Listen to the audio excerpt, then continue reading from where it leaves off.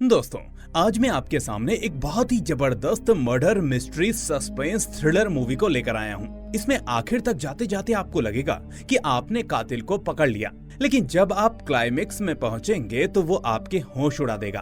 तो दोस्तों, मूवी का नाम आपको स्क्रीन पर देखने को मिल जाएगा और इसको मैंने डिटेल में एक्सप्लेन किया है, इसलिए वीडियो को लाइक और चैनल को सब्सक्राइब करना मत भूलना। तो चलिए अब शुरू करते हैं आज की ये एक्सप्लेनेशन। मूवी की शुरुआत डिटेक्टिव आर्चर से होती है, जो अपनी गाड़ी में बैठकर पजल सॉल्व कर रहा होता है। तभी अचानक आर्चर के रेडियो में कमांडर उसे किसी गाड़ी का पीछा करने का ऑर्डर देती है और तभी वही गाड़ी आर्चर के बिल्कुल साइड से गुजरती है। इससे आर्चर का गेम पर फोकस बिगड़ जाता है और उसकी गाड़ी में स्क्रैच आ जाते हैं। ये देखकर अब आर्चर को बहुत गुस्सा आ जाता है और वो उस नंबर प्लेट वाली नीली गाड़ी का पीछा करने लगता है। इधर आर्चर की बैकअप टीम भी उसी नीली कार वाले का ही पीछा कर रही थी, इसलिए आर्चर अपनी बैकअप टीम को लीड करने लगता है। फिर आर्चर के ऑर्डर्स को फॉलो करते हुए ये लोग एक ब्रिज के अंदर उस नीली गाड़ी को घेर लेते हैं, लेकिन कोई भी उस गाड़ी के करीब जाने की कोशिश नहीं करता, क्योंकि सभी को ये डर था कि गाड़ी वाले के पास कोई टाइम बॉम्ब हो सकता है। हालांकि आर्चर एक बहुत ही एक्सपीरियंस्ड पुलिस इंस्पेक्टर होता है और उसे पता होता है कि पकड़े जाने पर सभी क्रिमिनल्स इसी तरह पुलिस वालों को डराने की कोशिश करते हैं। इसलिए आर्चर बड़ी आसानी से कार ड्राइवर को गन पॉइंट पर लेकर उसे घुटनों के बल बैठा देता है। तभी अचानक आर्चर की नजर उस ड्राइवर की कार के पेंडेंट पर पड़ती है, जिस पर स्कल का फेस बना हुआ था, और ये सीन यहीं पर कट हो जाता है। जिसके बाद ये मूवी सीधे 1 साल बाद शिफ्ट होती है, जहां हम विल नाम के एक डिटेक्टिव को देखते हैं। अब यहाँ हमें पता चलता है कि विल की आज रिपोर्टर क्रिस्टी के साथ अपॉइंटमेंट थी, लेकिन विल इसके लिए बिल्कुल भी इंटरेस्टेड नहीं था। उसे तो बस अपनी चीफ के दबाव के कारण ऐसा करना पड़ रहा था। खैर, अब विल क्रिस्टी से पूछता है, आखिर तुम हम लोगों के साथ मिलकर एक पुलिस वाले की लाइफ में क्यों झांकना चाहती हो? तो क्रिस्टी कहती है, क्योंकि मुझे पता है कि पुलिस ऑफिसर होना बहुत ही टेंशन और स्ट्रेस का काम है, इसलिए ऑडियंस को इसी चीज से रूबरू कराने के लिए मैं 24 घंटे आपके साथ रहकर आपको असिस्ट करूंगी। अब इसी बीच विल क्रिस्टी के माथे पर एक स्कार नोटिस करता है, तो क्रिस्टी बताती है, पुलिस की तरह ही न्यूज रिपोर्टर होना भी उतना आसान काम नहीं है और कई बार गलत न्यूज देने पर आपको लोगों का गुस्सा झेलना पड़ता है। क्रिस्टी के इतना बताते ही मूवी रात में शिफ्ट होती है, जहां हम क्रिस्टी और विल को एक क्राइम सीन पर जाता हुआ देखते हैं। इस दौरान क्रिस्टी नोटिस करती है कि आसपास काफी सारी बिल्डिंग्स बन चुकी हैं, जबकि 10 साल पहले दूर दूर तक यहाँ इतनी बिल्डिंग्स नहीं थी। अब इतने में ये दोनों क्राइम सीन पर पहुंच जाते हैं। दरअसल ये क्राइम एक स्कूल के पास हुआ था और यहाँ किसी ने इसी स्कूल के एक टीचर को मारकर उसकी बॉडी में ओ लेटर लिख दिया था। इसे देखकर विल स्कूल के अंदर जाने का डिसाइड करता है और वो क्रिस्टी को वहीं ठहरने को कहता है। अब विल को ऐसा लग रहा था कि किलर स्कूल के अंदर ही कहीं पर छुपा होगा, और तभी अचानक विल को ऐसा एहसास होता है कि उसके पीछे कोई खड़ा है। लेकिन जब वो पीछे मुड़ता है तो उसके सामने वही न्यूज रिपोर्टर क्रिस्टी होती है। विल क्रिस्टी से कहता है, तुम पागल हो, बस 1 सेकंड की देरी होती तो मैं तुम्हें शूट कर देता, मैंने तुम्हें इसीलिए बाहर रुकने को कहा था। क्रिस्टी बताती है कि मेरा चीफ से कॉन्ट्रैक्ट हुआ था कि मैं तुम पर जब चाहूँ नजर रख सकती हूँ, और उस कॉन्ट्रैक्ट में ऐसा कहीं नहीं लिखा था कि मुझे तुम्हारे ऑर्डर्स फॉलो करने पड़ेंगे। तो अब विल इस पर कुछ नहीं कर पाता। तभी इन दोनों की नजर एक ब्लैक बोर्ड पर पड़ती है, जिसमें देखने से ऐसा लग रहा था कि किलर ने उस टीचर को मारने से पहले उसके साथ हैंगमैन गेम खेला होगा। दोस्तों, यहाँ मैं आपको बता दूं कि इस गेम में बहुत सारे ब्लैंक्स के बीच में एक लेटर दिया जाता है और सामने वाले को उन्हीं लेटर्स के हिंट को समझकर उस पूरे वर्ड या सेंटेंस का अंदाजा लगाना होता है। तभी इधर क्रिस्टी की नजर डेस्क पर पड़ती है, जिसमें एक नंबर लिखा हुआ था। हम देखते हैं कि क्रिस्टी विल से कहती है, ये नंबर तो आपके बैच का नंबर है। इतने में क्रिस्टी को उसी डेस्क पर एक और बैच नंबर गुदा हुआ दिखाई देता है, जिसे देखने पर वो कहती है कि अब ये किस ऑफिसर का बैच नंबर है। अब विल देखते ही समझ जाता है कि ये बैच नंबर डिटेक्टिव आर्चर का है, और इतना दिखाते ही सीन आर्चर पर शिफ्ट होता है। यहाँ हम देखते हैं कि आर्चर अब रिटायरमेंट के स्टेज में था और अब उसे डिपार्टमेंट की तरफ से कोई खास केस नहीं मिलते थे। तभी आर्चर से मिलने के लिए विल उसके पास जाता है और उससे कहता है कि एक समय सारे मुश्किल मर्डर केसेस आप ही सॉल्व करते थे, लेकिन अब क्या दिन आ गए हैं, आपको पजल गेम खेलकर अपना टाइम पास करना पड़ रहा है। जिस पर आर्चर कहता है कि फालतू की बकवास हटाकर सीधे ये बताओ कि तुम यहाँ पर क्यों आए हो। विल कहता है, असल में मुझे स्कूल के पास एक फीमेल टीचर की डेड बॉडी मिली है, और जब स्कूल के अंदर जाकर मैंने तहकीकात की तो मुझे अंदर एक डेस्क पर हम दोनों के बैच नंबर गुदे हुए मिले। शायद ऐसा करके किलर हम दोनों को चैलेंज कर रहा है, या फिर उस किलर के साथ हमारा कोई कनेक्शन है। अगर आपको इस केस में थोड़ा भी इंटरेस्ट हो तो कल सुबह मॉर्चरी पहुंच जाना वहाँ डॉक्टर हमें लाश की पोस्टमार्टम रिपोर्ट बताएगी। तो ऐसा कहकर विल वहाँ से चला जाता है। वहीं दूसरी तरफ क्रिस्टी ब्रश करते हुए अपना और विल का कल वाला इंटरव्यू देख रही थी, जिसमें विल बता रहा था कि वो आज कहीं और होता, लेकिन किसी पर्सनल रीजन की वजह से उसका डिपार्टमेंट से डिमोशन हो गया। क्रिस्टी पूछती है वो पर्सनल रीजन क्या था, लेकिन विल इस बारे में क्रिस्टी को नहीं बताता। अगली सुबह क्रिस्टी देखती है कि विल फोन पर किसी ऑफिसर से झगड़ते हुए अपनी वाइफ के बारे में पूछ रहा था, क्योंकि विल की वाइफ का मर्डर हुए आज 1 साल हो गए, लेकिन उसकी वाइफ को किसने मारा इसका आज तक पता नहीं लगा। तभी क्रिस्टी को चीफ लॉरेन अपने पास बुलाती है और कहती है कि जिस विक्टिम की लाश तुमने अपनी आंखों से देखी है, उसकी खुद की एक जिंदगी थी, रिलेटिव्स थे और फैमिली थी, इसलिए ध्यान रखना कि इन्वेस्टिगेशन के वक्त तुम कोई ऐसी न्यूज ना लिख दो जिससे विक्टिम के परिवार को हर्ट हो।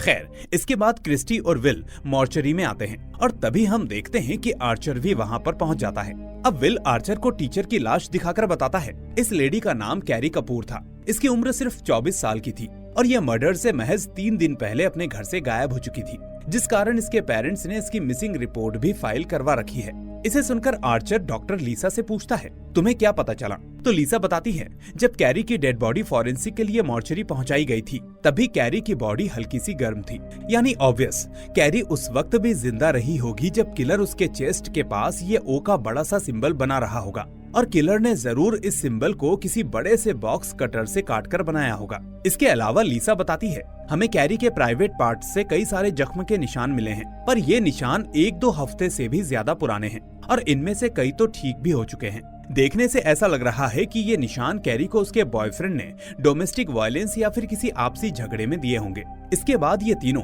उस अपार्टमेंट में इन्वेस्टिगेशन करने पहुंचते हैं जहां कैरी रहा करती थी।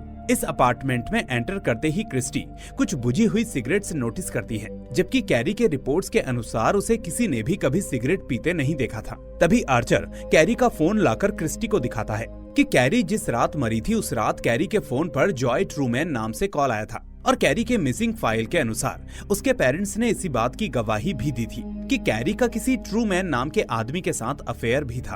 अब विल आर्चर को दूसरे कमरे से आवाज लगाता है और जब ये दोनों विल के पास पहुंचते हैं तो इन्हें कैरी का बेडरूम खून से पूरी तरह से सना हुआ दिखाई देता है। इस बेड को देखकर क्रिस्टी इमेजिन करने लगती है कि किलर ने कैरी को बुरी तरह से पीटकर घसीटते हुए दीवार के पास लाया, फिर उसने कैरी पर कई सारे मुक्के बरसाए, जिस कारण कैरी का खून वहां दीवार तक फैला हुआ है, और फिर कैरी को बेहोश करके अपने साथ ले गया। तभी इंस्पेक्टर विल को आईने के पास से ब्लड कलर के हेयर्स मिलते हैं और यहाँ आर्चर को यकीन होने लगता है कि कैरी के मर्डर के पीछे जरूर उसका बॉयफ्रेंड ट्रूमैन है।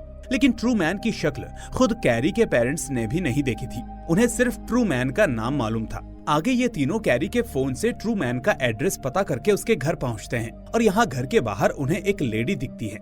विल इस लेडी से कहता है कि हम पुलिस ऑफिसर्स हैं, क्या इस घर में जॉय ट्रूमैन नाम का कोई शख्स रहता है? वो लेडी कहती है हाँ, वो वहाँ अंदर है। ये सुनते ही विल और आर्चर अंदर जाकर ट्रूमैन को भागने से पहले ही पकड़ लेते हैं, लेकिन ट्रूमैन बार बार कह रहा था कि उसने कुछ नहीं किया। अब ठीक इसी मोमेंट पर क्रिस्टी बाहर ये नोटिस करती है कि वहाँ बैठी हुई लेडी उसी तरह की सिगरेट पी रही थी जो उसने कैरी के अपार्टमेंट में देखी थी, यानी जॉय ट्रूमैन कोई आदमी नहीं बल्कि औरत है। तो इसे देखते ही क्रिस्टी जोर से चिल्लाकर विल और आर्चर को आवाज देती है, लेकिन इतने में जॉय ट्रूमैन क्रिस्टी को धक्का मारकर वहाँ से भाग निकलती है। इधर विल जॉय का काफी दूर तक पीछा करता है, लेकिन जॉय उसके हाथ नहीं लगती। लेकिन आखिर में ये तीनों साथ मिलकर जॉय को पकड़ ही लेते हैं। अब जॉय कस्टडी में इनसे कहती है कि मैं बस घबरा गई थी इसलिए वहाँ से भाग निकली। तो आर्चर कहता है तुम्हें देखने से तो नहीं लग रहा था कि तुम घबराई हुई थी।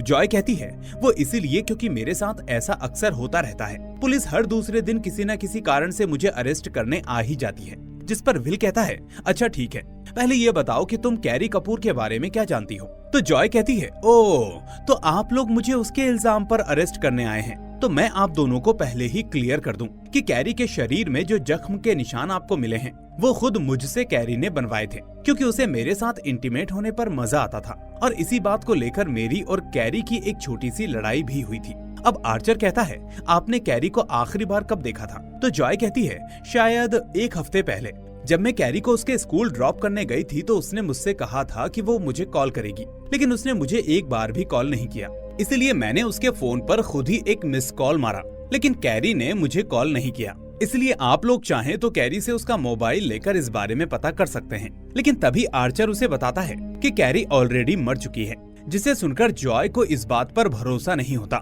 और वो एकदम से इमोशनल हो जाती है। इसके बाद ये दोनों वहाँ से अलग आकर आपस में बात करने लगते हैं। असल में आर्चर को लग रहा होता है कि जॉय ने अपनी गर्लफ्रेंड कैरी का मर्डर किया है और अब वो यहाँ आकर बस इस सब से अनजान बनने का नाटक कर रही है। लेकिन विल का कुछ और ही मानना था। उसे जॉय की बातों में कहीं न कहीं सच्चाई नजर आ रही थी।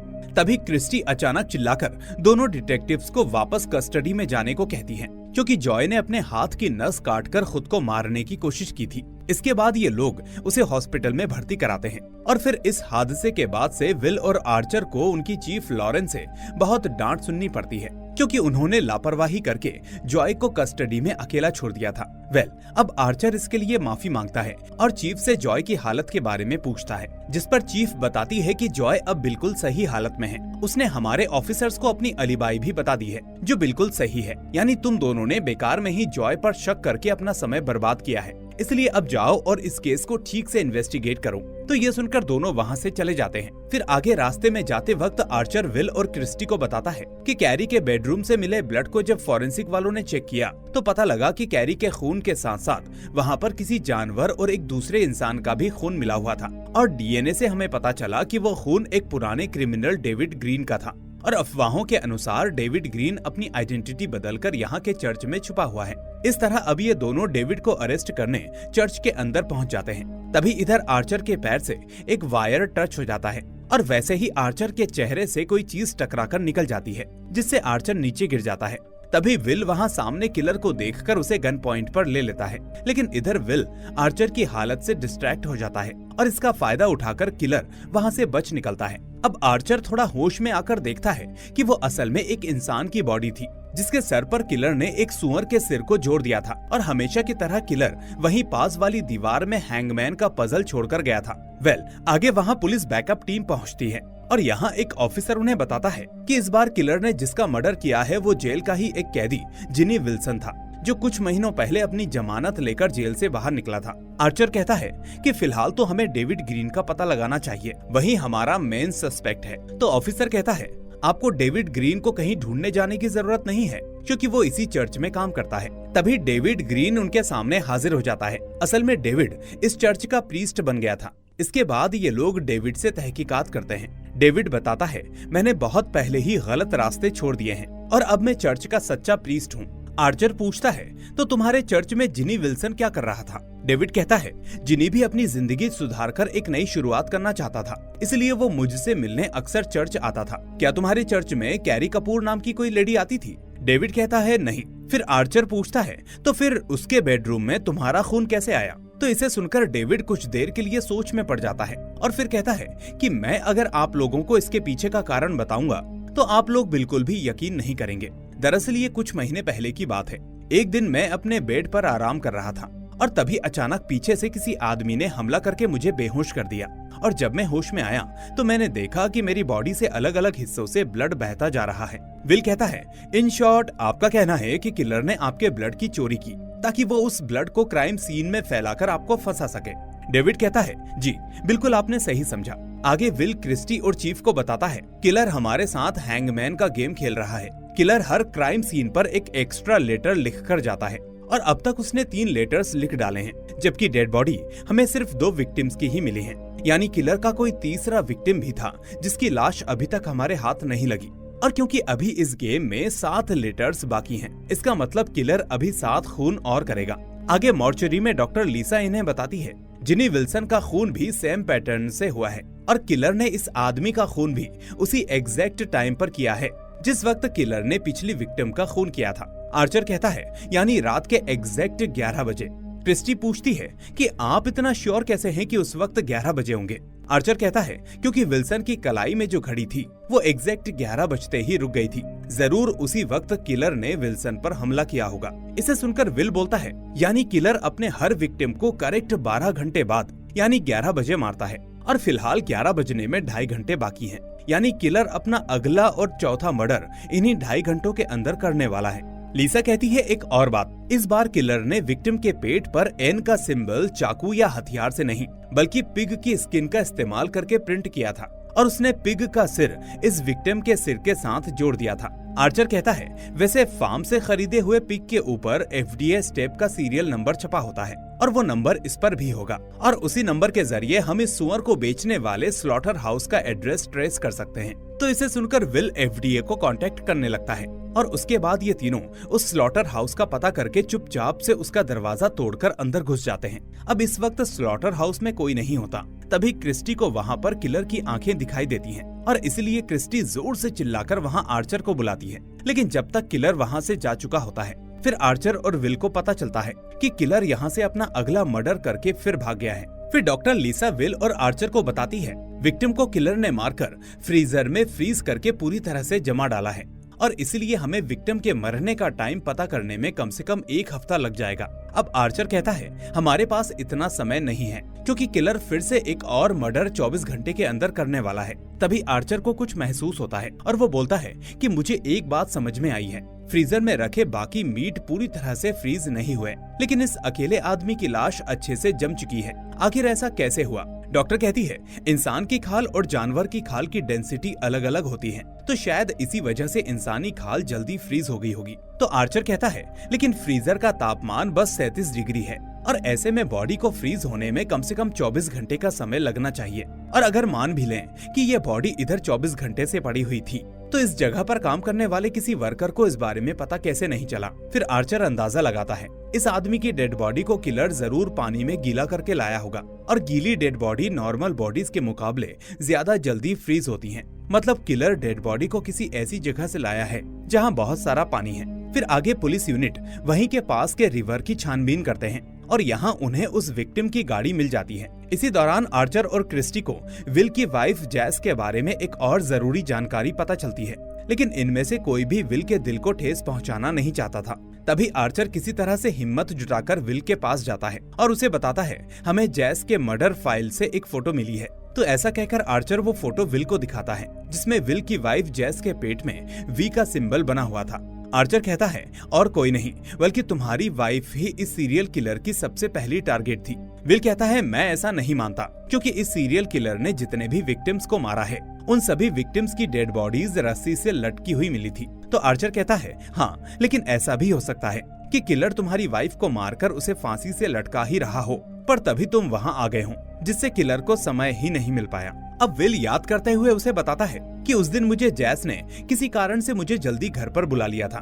मुझे लगा कि वो मुझे कोई सरप्राइज देना चाहती है, इसलिए जैसे ही मैं घर के अंदर दाखिल हुआ वैसे ही मैंने देखा कि जैस की लाश जमीन पर पड़ी हुई थी और उसके पेट पर वी का निशान बना हुआ था। ऐसा बताते हुए विल को रियल लाइफ में ऐसा लगता है कि शायद उसी वक्त उसके घर में किलर कहीं छुपा हुआ होगा, लेकिन अपनी वाइफ के गम के चक्कर में विल उस पर ज्यादा ध्यान नहीं दे पाया। तभी पुलिस वाले उस गाड़ी को लेक से निकाल लेते हैं और जब विल उस गाड़ी के कांच को तोड़कर गाड़ी को अंदर से अच्छे से चेक करता है तो उसे गाड़ी से कुछ पेपर्स मिलते हैं जो सारे एरिक एंडरसन के नाम पर लिखे हुए थे।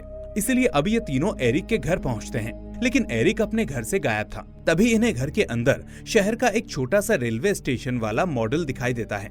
इसे देखकर आर्चर बोलता है, किलर बार बार हमें जानबूझकर अगला मर्डर कहाँ होने वाला है इसका क्लू दे रहा है और अगला मर्डर शायद इसी रेलवे स्टेशन में होगा। अब ये तीनों उस रेलवे स्टेशन में पहुंच जाते हैं जहां किसी आदमी की लाश लटकी हुई थी, लेकिन तभी विल देखता है कि वो आदमी जिंदा था, लेकिन सामने से एक ट्रेन उसकी तरफ बढ़ रही थी। अब इसे देखकर विल अपनी गन से उस आदमी की रस्सी को तोड़ने की कोशिश करता है, लेकिन रस्सी स्टील से बनी होने के कारण टूट नहीं पाती।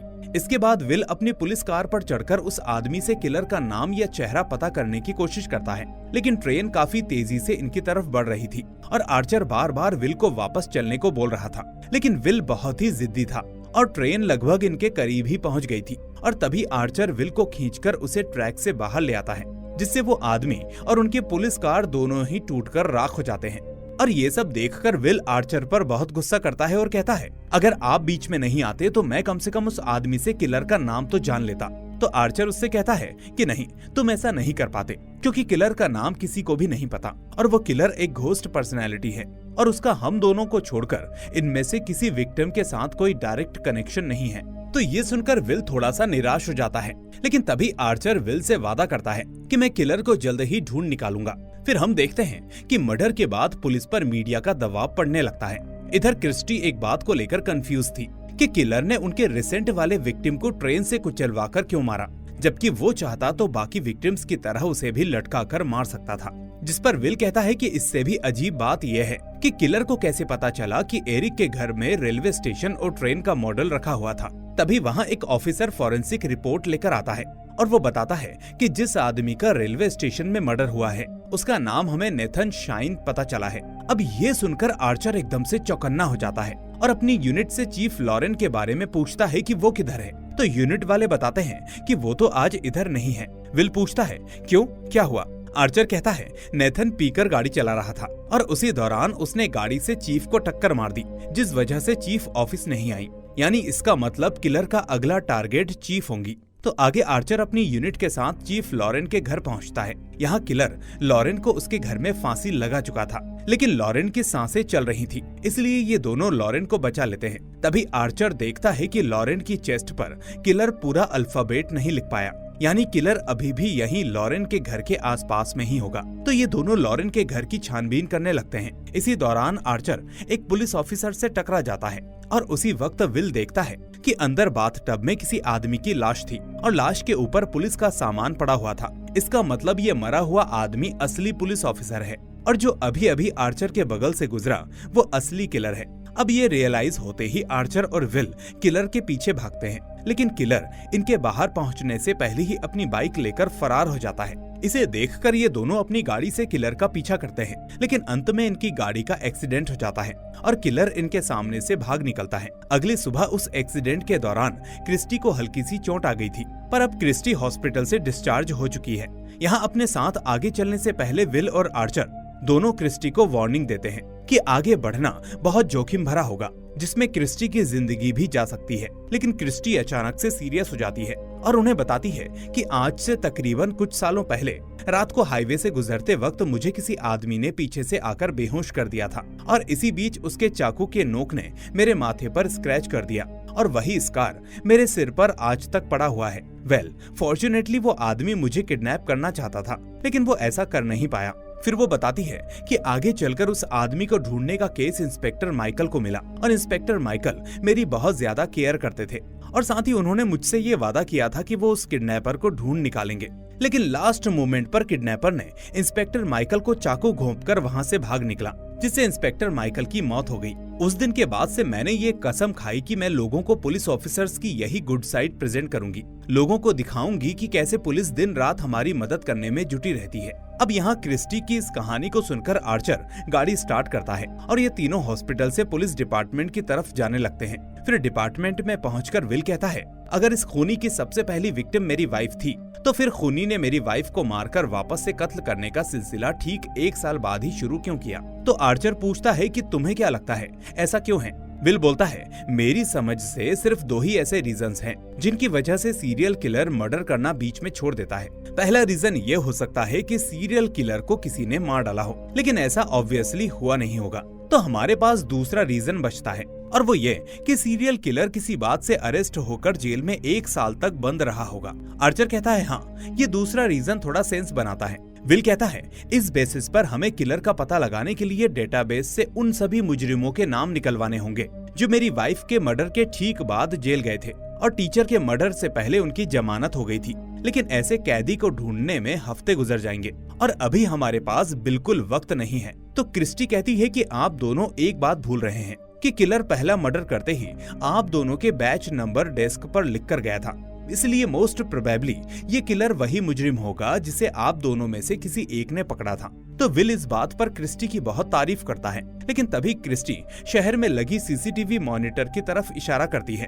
दरअसल अभी भी 24 घंटे होने में पूरे 11 घंटे बाकी थे, लेकिन किलर ने अपना चौथा मर्डर पहले ही कर डाला और इस बार किलर ने जिसकी हत्या की वो जॉय ट्रूमैन थी। जिसके बाद अब किलर के बस 4 मर्डर और बाकी थे। उसके बाद ये पजल सॉल्व हो जाएगा। दरअसल किलर ने जल्दबाजी में जॉय ट्रूमैन का मर्डर पेनल्टी के रूप में किया था, क्योंकि किलर चीफ लॉरेन को नहीं मार पाया। अगली सुबह विल और आर्चर वापस पुलिस स्टेशन पहुंचकर उस मुजरिम की डिटेल्स निकालते हैं जो 1 साल पहले जेल गया था और आज से करीब 2 हफ्ते के अंदर ही उसकी जमानत हुई थी। तो इस नाम से उन्हें एडम कॉलरमैन नाम का एक आदमी मिलता है और जब उसका एड्रेस चेक किया जाता है तो ये एड्रेस एरिक एंडरसन का शो कर रहा था। तभी आर्चर को याद आता है कि एरिक के घर में उसके बेसमेंट की भी अलग जगह थी। हो सकता है कि उसी बेसमेंट में एडम रहता हो। तो अब ये सभी एरिक के बेसमेंट में छापा मारते हैं और यहाँ आर्चर का शक बिल्कुल सही निकलता है। लेकिन आर्चर को बहुत देरी हो गई थी, क्योंकि इधर एडम ने अपने दोस्त एरिक का मर्डर करके पहले ही फरार हो गया था। तभी यहाँ विल को दीवार में लगी तस्वीरें देखकर पूरी तरह से यकीन हो जाता है कि इस किलर की पहली टारगेट उसकी वाइफ जैसी थी और किलर तब से इन दोनों के हर कदम पर नजर रखे हुए था। इसके बाद रात में क्रिस्टी वो रिकॉर्डिंग गौर से सुनती है जिसमें उसने किलर की आंखें देखी थी। तभी उस रिकॉर्डिंग में क्रिस्टी को किलर की धीमी सी आवाज आती है जिसमें किलर बोलता है, लगता है वो मामूली स्कार तुम्हारे लिए काफी नहीं था। तो इसे सुनकर क्रिस्टी समझ जाती है कि ये सीरियल किलर वही किडनैपर है जिसने उसके माथे पर 1 साल पहले स्कार बनाया था। इतना जानते ही क्रिस्टी जल्दी से इंस्पेक्टर विल को कॉल लगाती है, लेकिन इतने में किलर पीछे से आकर उसे बेहोश करके अपने साथ ले जाता है। वहीं दूसरी तरफ जब क्रिस्टी की फोन पर कोई आवाज नहीं आती तो विल और आर्चर उसके घर पहुंचते हैं और यहाँ टूटे हुए कांच को देखकर उन्हें समझ में आ जाता है कि किलर क्रिस्टी को अपने साथ ले गया है। तभी इधर आर्चर को किलर का एक पेंडेंट मिलता है। ये पेंडेंट बिल्कुल वैसा ही था जैसा आर्चर ने 1 साल पहले वैन ड्राइवर की गाड़ी में देखा था, यानी वही van driver in serial killings के पीछे है और पिछले 1 साल तक जेल में सड़ने की वजह से वो दूसरा मर्डर अटेम्प्ट नहीं कर पाया। वहीं दूसरी तरफ सीन क्रिस्टी पर शिफ्ट होता है, जो देखती है कि उसका सिर एक केबल वायर से होकर सीलिंग फैन से कनेक्टेड था और उस फैन का रिमोट किलर यानी एडम के हाथ में था। तो इसे देखकर अब क्रिस्टी बहुत घबरा जाती है। जिसके बाद हम आर्चर और विल को देखते हैं जिनके पास अभी कोई क्लू नहीं होता कि एडम क्रिस्टी को किधर ले गया। तभी अचानक आर्चर को ख्याल आता है कि 9 अक्टूबर यानी आज के ही दिन एडम के फादर ने अपने फार्म हाउस में खुद को मारने का अटेम्प्ट किया था। इसलिए शायद एडम अपने फादर की उसी दिन की एनिवर्सरी सेलिब्रेट कर रहा है और इसीलिए एडम क्रिस्टी को लेकर अपने फादर जॉर्ज के उसी पुराने फार्म हाउस में गया होगा और ऐसा कहकर ये दोनों जॉर्ज के घर की तरफ निकल पड़ते हैं। इस दौरान आर्चर को एक फ्लैशबैक आता है जब आर्चर जवान था और उसे एडम के घर भेजा गया था, क्योंकि इधर एडम के फादर ने खुद को लटकाकर मारने का अटेम्प्ट किया था, जबकि एडम चुपचाप उनकी लाश के नीचे बैठा हुआ था। तभी अचानक विल इंटरनेट से पता करके बताता है जिस जगह हम जा रहे हैं वहाँ कोई फार्म हाउस नहीं, बल्कि अब उधर एक बड़ी सी कॉर्पोरेट बिल्डिंग बना दी गई है, यानी किलर वहाँ नहीं होगा। इस बीच विल को उनकी चीफ लॉरेन का कॉल आता है और वो बताती है कि एडम क्रिस्टी को मारने से पहले उसका लाइव वीडियो रिकॉर्ड कर रहा है। अब विल पूछता है, क्या आप बता सकती हैं कि वो वीडियो किस जगह की है? तो चीफ कहती है, कुछ कह नहीं सकती, लेकिन हाँ, वहाँ की दीवार में कई सारे लोगों के नाम लिखे हुए हैं। जिस पर विल कहता है, जरूर एडम क्रिस्टी को उसी चर्च के पास लेकर गया होगा जहाँ उसके फादर की डेड बॉडी दफन की गई थी। दूसरी तरफ क्रिस्टी लाइव रिकॉर्डिंग में एडम से पूछती है, तुमने इतने सारे लोगों को मारने के लिए हैंगमैन गेम ही क्यों चुना?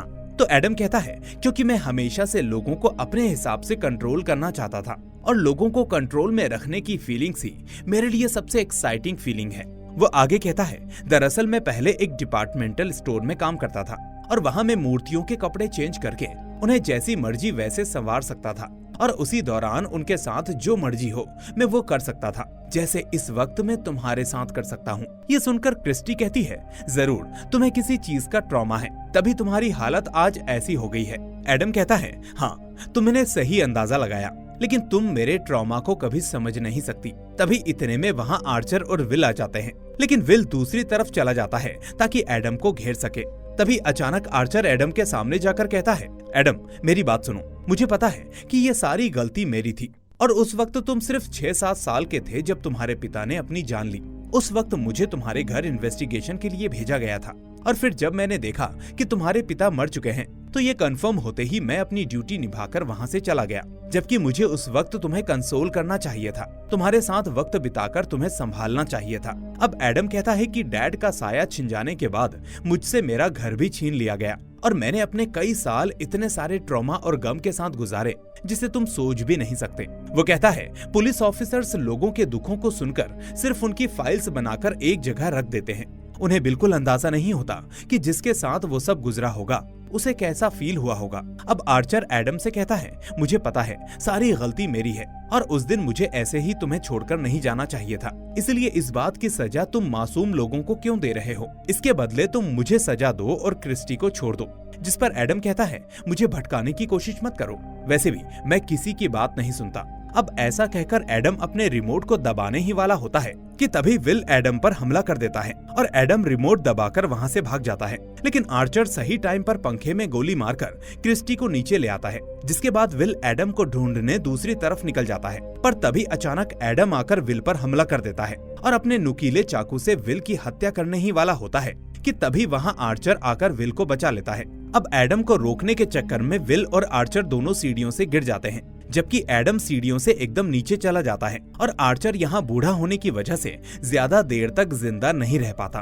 तभी विल देखता है कि एडम आर्चर को मारकर अपने पजल को पूरा करने ही वाला था और इन पजल को मिलाकर जो शब्द बनता था वो शब्द था इविक्शन, यानी निकाल फेंकना। इसके बाद विल सीढ़ियों के नीचे एडम को देखता है, जहां एडम की सांसें अब भी चल रही थी और ये देखते ही विल एडम पर गोली चलाकर उसे वहीं मार डालता है। अब अगली सुबह हम आर्चर का फ्यूनरल देखते हैं, जिसे पूरे रिस्पेक्ट के साथ निभाया जा रहा था। फिर फ्यूनरल के बाद विल आर्चर की कब्र पर विजिट करता है और तभी एक बच्चा उसके पास एक छोटा सा लेटर लेकर आता है और जब विल इस लेटर को पढ़ता है तो इसमें एक नया हैंगमैन पजल बना हुआ था, जिसे देखकर विल के होश उड़ जाते हैं और इतना दिखाते ही ये मूवी यहीं पर एंड हो जाती है। तो दोस्तों, आपको ये जबरदस्त मूवी कैसी लगी मुझे कमेंट करके जरूर बताएं। साथ ही इस वीडियो को लाइक करके अपने दोस्तों के साथ भी शेयर कर दें। अगर आप नए हैं तो चैनल को सब्सक्राइब करके नोटिफिकेशन बेल को भी दबा लें ताकि कोई भी वीडियो आपसे मिस ना हो। अब मैं मिलूंगा आपसे अगली ऐसी ही शानदार मूवी के साथ। Till then take care and thanks for watching.